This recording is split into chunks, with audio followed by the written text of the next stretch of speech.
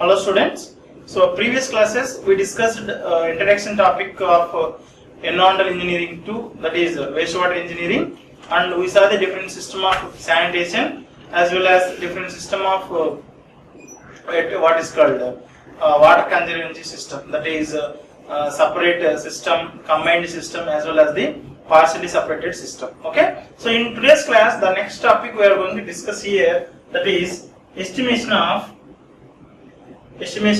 sewage quantity, right? So we are going to know about estimation of sewage, that is how much quantity is going to generate from a particular town, right? So why we need this? Okay, that reason is based on this quantity, that is based on this discharge only, we are going to design the size of sewer. Okay, so size of sewer and the size of the treatment plant. Okay, so to do collection as well as the treatment and disposal, the quantity is required. Based on quantity only, we are going to decide what is the size of the pipe. Okay, now we can see here, basically any town or city will give two types of flow of water, that is wastewater. Okay, the one is you can see during the dry season. Okay, during the dry season, that means there is no rainfall at all. Okay, so we will see the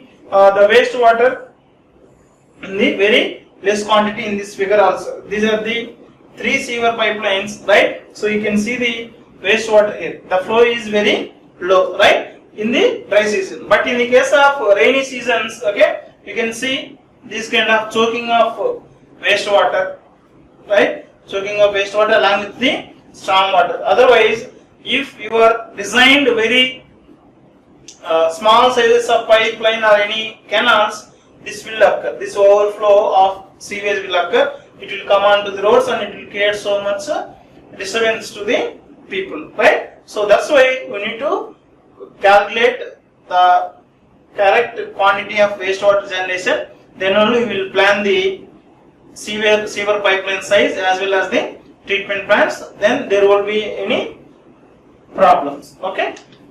So now, what is the estimation for estimation of sewage and what is the requirement? You can see here, right? So in order to design the section, right, the section of the sewer pipeline, that already I told, for the sewer section as well as its size, right? So we need to know the total quantity of water which is going to generate, right? Next, that particular wastewater taken to that particular sewers, and we have to estimate the even wastewater treatment plant also, right? So here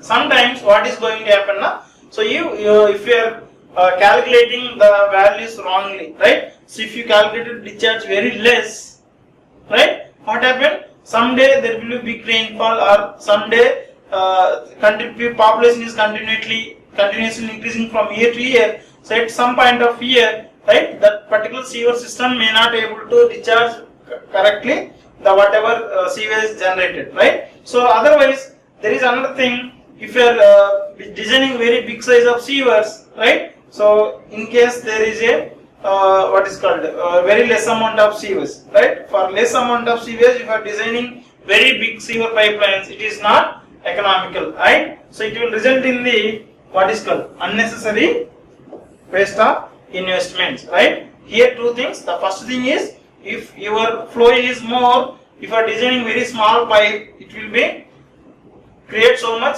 disturbance. And second thing is, if your sewage is very less, that is wastewater generation is very less, if you are designing very big pipelines, it will become uneconomical, right? So that we can see from here, right? So next, what is the two different methods to estimate the total quantity of the sewage? Okay, that already told during dry season, right? So this is during the dry season we will see dry weather flow. That means it occurs during non-monsoon season, right? Non-monsoon season. That means no rainfall will be there. Only the wastewater which is generated from the domestic, industrial and commercial activities will be present in the sewer pipelines, right? And second thing is wet weather flow or already it is telling that storm water flow, right? So this will be present in the case of rainy season, right? Rainy season, only rainfall is there, you can see the wet weather flow along with the wastewater. But in case of dry weather flow, you can see only the wastewater, right? So in this picture you can see here, the first one, this is the dry weather flow, right? During non-monsoon or non-rainfall season, you will see only the wastewater, that is sewage is flowing in the open channels or small canals, right? So in the next case is during the rainy season, you can see the flood water like this. So much amount of water will be collected. Okay. In the last class, we already told that there are two waters. That is, one is wastewater, another one is storm water, right? So both will be collected in a single pipe in a combined system, differently in a separate system, and partially in a partially combined system, right? So both waters we have to estimate. One is dry weather flow, another one is wet weather flow. Okay. So first now we will see the what is the different methods or how we can estimate the dry weather flow, right? So this dry weather flow will be completely depends upon the population, right? What is the amount of population and how much of amount of water you are supplied to that particular public, and what is the generation ratio, what is the generation factor, right? So people cannot generate complete water as a wastewater. There will be some wastage, or the total water supplied may not be available as a wastewater, right? Completely 100% may not be available, only 70 to 80% will be available. That fact we can see here. Okay. So let us first see here what is mean by dry weather flow, right? Simply we can call it as DWF, right? So the dry weather flow is the quantity of wastewater, right, that flows in a sewer in a dry weather when there is no storm water in the sewer, right? So this is available during only the non-rainfall periods, right? So it's mainly consists of, I already told, domestic sewage, that is the waste sewage coming from household purposes of cooking, right, bathing and cleaning, right? Next, if there is an industry in that particular town, from industries we will get the wastewater, right? So this is also called as the sanitary sewage. Why? Because it is completely coming from the usages only, does not contain any storm water. Okay, the total water is a wastewater. So this wastewater should not dispose, right, as it is into the river without giving any treatment. That's why it is called as a sanitary sewage, right? So now we can see what are the sources for this dry weather flow, right? So the main thing is, first one, that is domestic wastewater, that is it is generated in the household processes like cooking and bathing, right? So it will be generated from the domestic use, right? So in the water closets, right, washing utensils, bathing, clothes, urinals, washing, because due to these sources, this domestic wastewater is going to generate. Okay. So next, another thing is we have the industries in that particular town. If there is an industry in the particular town, we will have the industrial wastewaters, right? We already saw the how wastewater is generated in the industries in the last semester, that is third year, second semester in the wastewater management, right? So next, the next source is public facilities, right? Public facilities like schools, cinema halls, hotels, railway stations, and street washings, right? Here also we will get the wastewater, that will be included in the dry weather flow. Next, groundwater infiltration, that is the quantity of water which is infiltrated into the sewers from ground, right? So if there is any sewer is like this, right? If your groundwater is situated like this in that particular area, from groundwater, water flow will be take place into this sewer pipe, right? So that kind of water is called as the groundwater infiltration, right? Next, here we can see the example for dry weather flow. This is happened in in the cities and towns. You can see the dry weather flow. Only the wastewater generating from different domestic and industrial uses, it may not contain the storm water, right? So next, what are the different factors which will influence the dry weather flow? Okay, so dry weather flow is completely depends upon the first and foremost thing is population. If more number of population in the particular city, you can estimate the population of what is called wastewater generation. Okay, so now we can see the first thing is rate of water supply, right? Rate of water supply. Normally we will supply 135 LPCD. This is the rate of water supply to be supplied as per Indian standards. Okay, so this water supply rate will be varied from town to town, city to city, right? Based on availability of water, the water supply may different, right? It may become 200 or 300, sometimes it will be very less, 50, 70 also. Based on that amount of water supply, so the wastewater is generally depends upon mainly on this one. Next thing I told already, population growth. What is the amount of population is in that particular town and how it is growing year by year. Then type of area is served, right? If you are supplying water to the some slum areas, we will get somewhat lesser compared with the people where all higher standard people are living, right? So in higher standard people, what they will do now? So they will create lot of wastewater by doing so many unnecessary things. But for poor people, they will get only small amount of water, and it may not be that water may not be sufficient for them. So they will create very less amount of water. Then another thing is infiltration of water. That means whatever water you supply to the public, even if you are doing gardening, right? So if you spray water in the gardens, right, automatically, if this is the ground level, right, this is the ground level, if water is supplied or sprayed over and it will get into infiltrate and it may not produce the wastewater. Even some cases when if it is a what is called paved one, it is completely covered with any what is called water impermeable material like cement roads and any slabs or anything, water may not get infiltrate.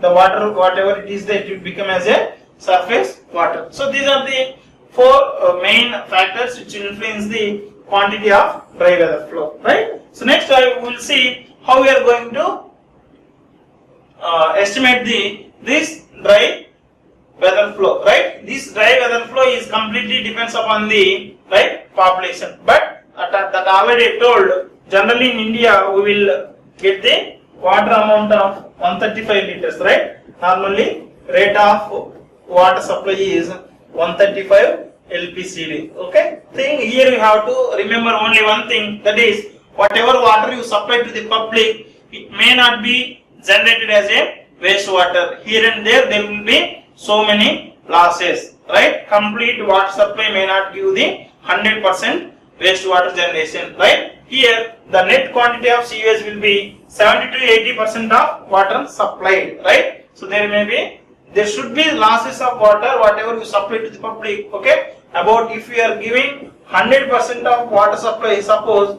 from that only will get the 70 to 80% of water to become as a wastewater. Okay, now coming to the calculation of quantity of dry weather flow, here the complete calculation will be depends on first term, that is population. This is multiplied by, right, how much water you supplied. Suppose it is 135 LPCD, you have to write 135 liters per capita demand. Then factor, that factor is how much water, here 75 to 80%. That's why this factor will become 0.75 to 0.8. Okay, so now how we are going to calculate? The total is equals to population multiplied the per capita water supply into this 0.75 to 0.8 factor based on the city and town and other factors affecting the dry weather flow. Okay, now we will see a small problem, okay, to calculate dry weather flow. Here in this problem he asked us find the dry weather flow produced by a community with a population of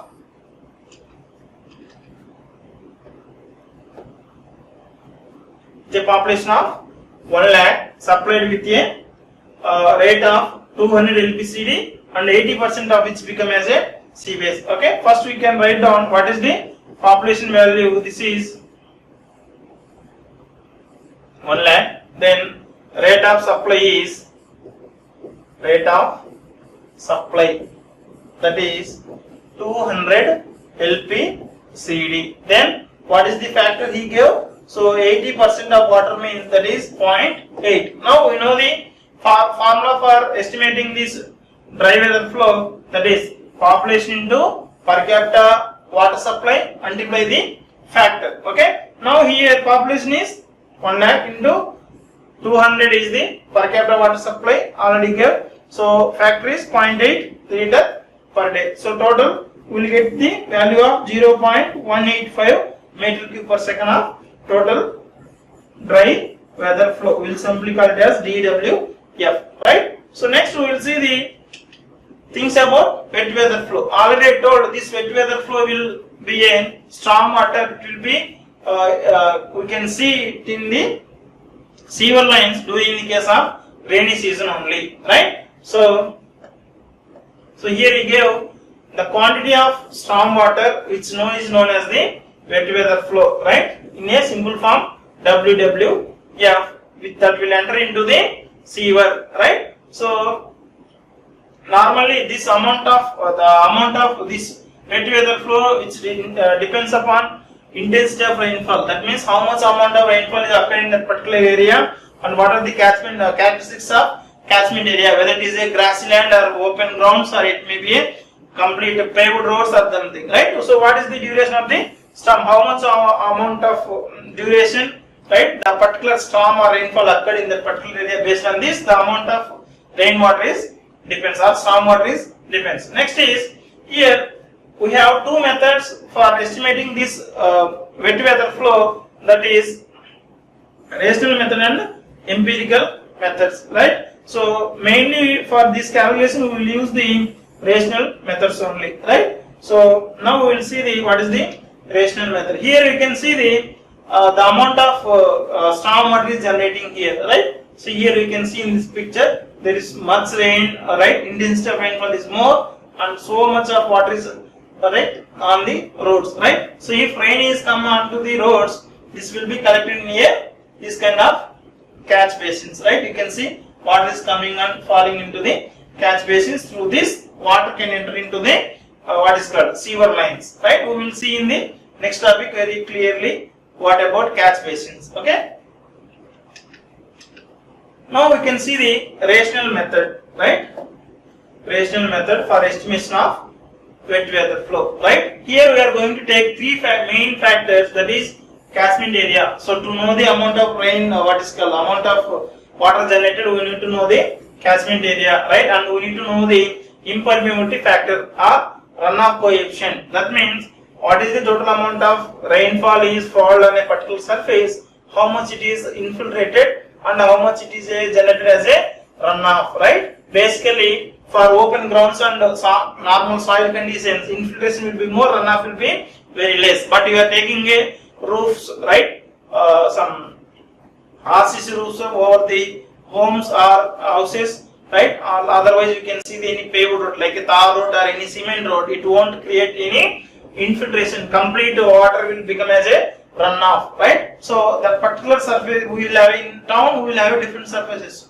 Over roofs will be there, and we will see the grassy lands, and we will see the gardens, parks and roads, right? So open grounds, based on that the impermeability factor will change. Then next we will see the intensity of rainfall, how much amount of rain occurred in that particular area. So based on these three values we are going to generate a equation, that is Q, right? Q, wet weather flow, will be given by AIR divided by 360. This is the rational formula for calculating the wet weather flow. So here A means catchment area in hectares, I is the impermeability factor, then R is the intensity of rainfall corresponding to the time of concentration, right? This time of concentration we already studied in the RRE1, that is in hydrology subject. So we will see what is that, right? So now here what is the time of concentration? This is very important topic, right? So this is the catchment area, right? So this is the total catchment of that particular town or any what is called for a river, right? So if there is any rainfall, right? So if now rainfall occurred in this particular point, this rain will take to join with a river from here to the point where we are taking the discharge. Okay. So after starting of the rain, the total amount taken from water to travel from this remotest point to this point is called as time of concentration. Now we can read out the definition. That is the period after which the entire area start contributing the runoff is called contribution, time of concentration, right? So, but here the areas near to this particular point will give immediate runoff, but the point in the farthest point it will take so much time, right? So, but here thing is from here water has to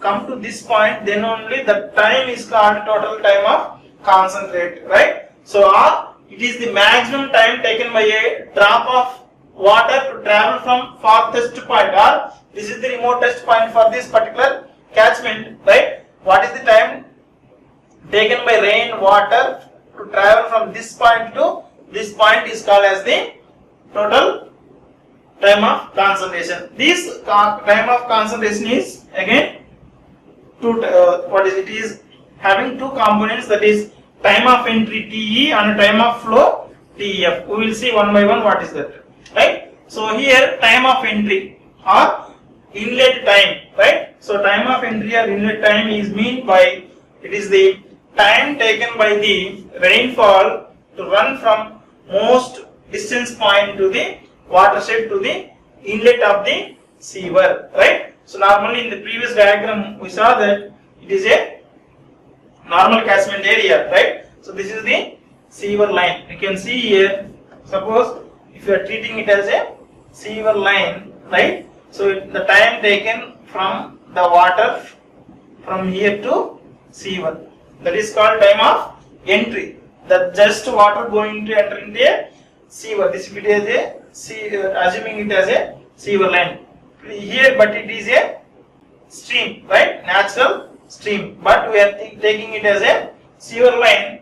What is the time taken for the water from starting from here to join with the sewer, right? So then we will see the what is the time of flow, right? After entering into the sewer line, it will take from that point to the whatever the point you are measuring the velocity or any discharge, right? This time of flow is the time required for the flow of water in the sewer to the point under consideration, where we are taking consideration to calculate any velocity of that flow or calculating the total discharges, right? So now this TF is given by distance by velocity. How much distance taken from that point to this, we will keep the time when we will measure the what is the total distance. So distance by time will gives us the time of flow, that is TEF, right? So this is the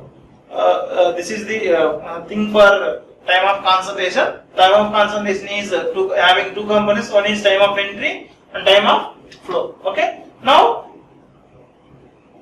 we will see the how we are going to calculate the coefficient of runoff, right? So this is very important topic. Why? Because we already told in a town or city, different surfaces having different permeability characteristics, right? So this the tar road and another roofs, RCC roofs, as well as the what we can say the roads, concrete roads will have less permeability, but open grounds, right? Soil will have somewhat good permeability characteristic, right? So now if we want to calculate the coefficient of runoff, right? So coefficient of runoff I is equals to runoff divided by precipitation. How much amount of precipitation occurred in the particular area and what is the factor it's become as a runoff, right? So now we can see the different what is called values for different areas. If it is a paved area, that is it is a tar road or bituminous road or cement road, which will give complete water to become as a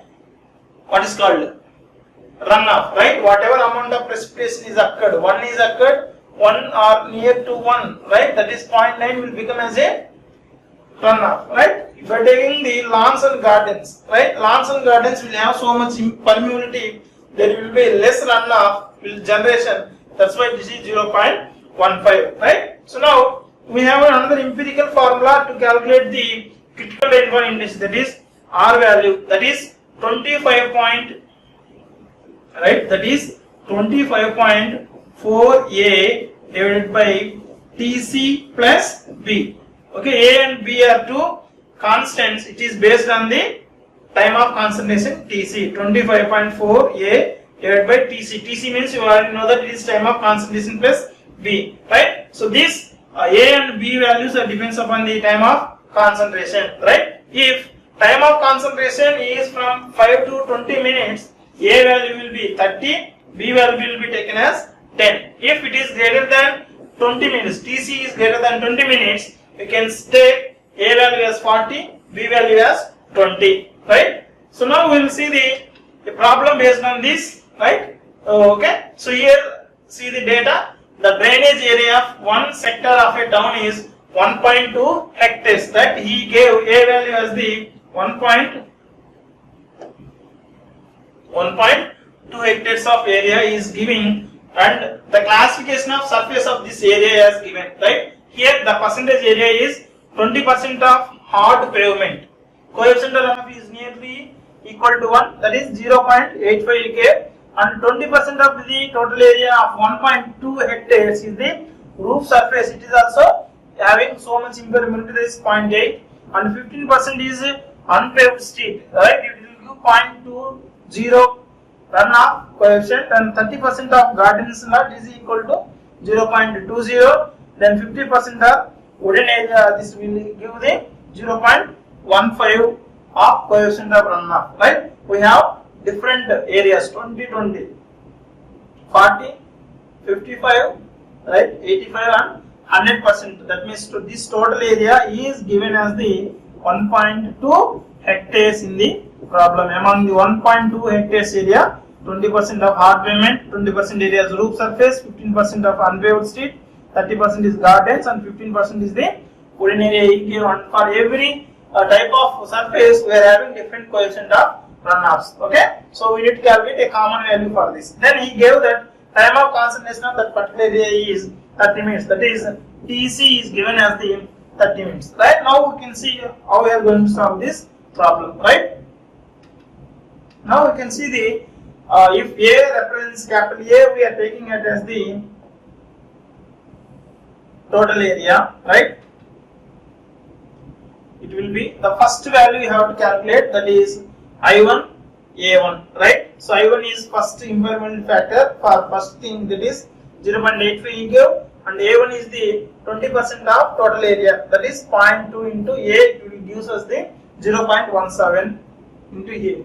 Then I2 A2 for second thing, right? Second area, that is 20% of roof gardens, that's why for that impermeability factor is 0.80, right? Total will become 0.16. Like that we calculate for another factor, that is 0.20, that is 20%, right?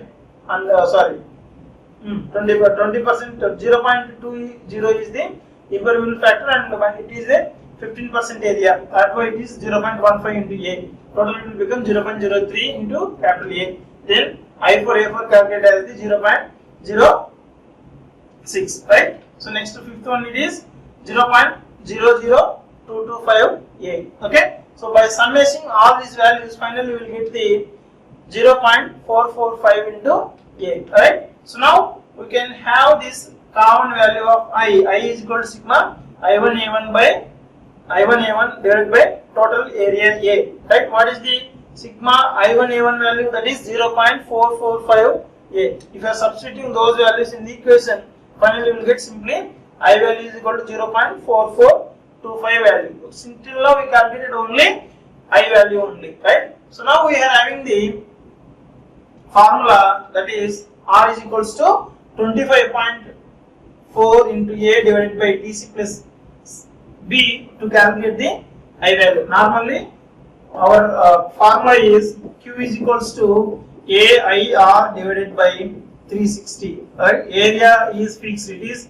1.2 hectares. Remaining I value already calculated. Remaining R value we need to calculate. That value will be calculated from this formula, right? Here, to calculate this R value, you need to know the TC. TC is given as the how much? TC is given as 30 minutes, right? TC is given as 30 minutes. It is greater than 20 minutes of time. That's why here A value will be taken as 40 and B value is taken as the 20, right? Now we will substitute all values in the particular equation. Then it is greater than 20 minutes. A value is equal to 40, B value is equal to 20. If you are substituting in this equation, R is equal to 25.4 into A value is 40 divided by TC given as the 30 minutes plus B value is equal to how much? 20. So this total thing will become as a 20.32 mm per hour. Then we will substitute in the final equation, that is Q is equals to AR by 360. So A value is 12 hectares into 0.4425 is the I value, then R value is 20.32 divided by 360. Total we will get 0.299 cubics of water of wet weather flow generated in that particular term, right? So till now we discussed what are the different methods for estimation of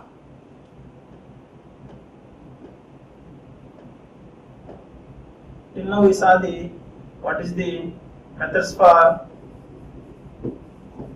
of estimation of